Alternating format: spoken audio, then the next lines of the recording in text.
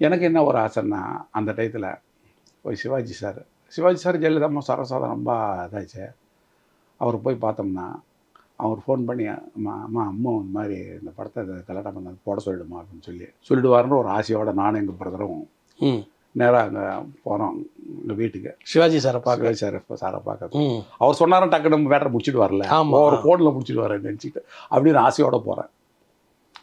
போன உடனே என்னாச்சுன்னு செக்யூரிட்டி கிட்ட சொன்னோடனே நான் சொன்னோன்னே உள்ளே விட்டோடனே சாரும் காலையிலே வந்தோடனே அன்றைக்கி தான் அவர் நேரில் பார்க்குறேன் சார். சிவாஜி க்ளோஸாக அப்படியே இந்த சிங்கத்தை நேரம் பார்த்து விடு அப்படி ஒரு இது அவர் ஹைட் அப்படியே பார்த்தோன்னே அப்படி வரும்.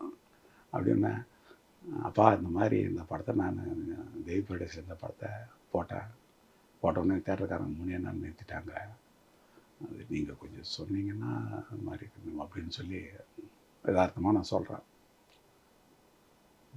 போக போக சரியாக போயிடும் அப்படின்னார்.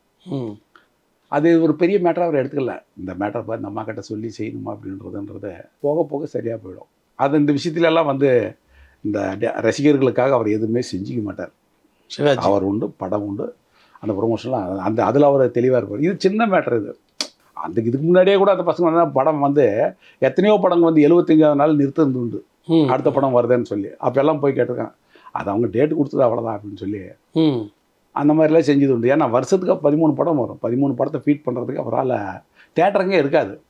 நல்லா ஹவுஸ்ஃபுல்லாக ஓடிட்டு இருக்கோம், அதை தூக்கிட்டு வேறு படம் அவரோட படமே போட வேண்டியிருக்கும். அப்போ தெய்வ மகனுடைய அதிகமாக ஓடட்டும் அப்படின்றது இவர் ரெக்கமெண்ட் பண்ணக்கும் முடியலை, சிவாஜி பண்ணலை. அது பெருசாக ஒரு பெரிய மேட்டராக அவருக்கு இதெல்லாம் பெரிய மேட்டராக அவருக்கு தெரியல. அவருக்கு அனுபவப்பட்டவராச்சு அவருக்கு. இந்த மேட்டருக்காக போய் ஜெயலலிதா கிட்ட போய் பேசணுமா அப்படின்றத நாம் நினச்சிக்கிட்டு இருந்தோம். உடனடியாக டக்குன்னு ஜெயலலிதா மேடம் கிட்ட ஜெயலலிதா சிஎம் கிட்ட சொன்னால் ஒரே ஃபோனில் முடிச்சுடுவார் அப்படின்னு எண்ணத்தோடு நாம் போகிறோம். அது அவங்களுக்கெல்லாம் அவ்வளோ பெருசாக இல்லை.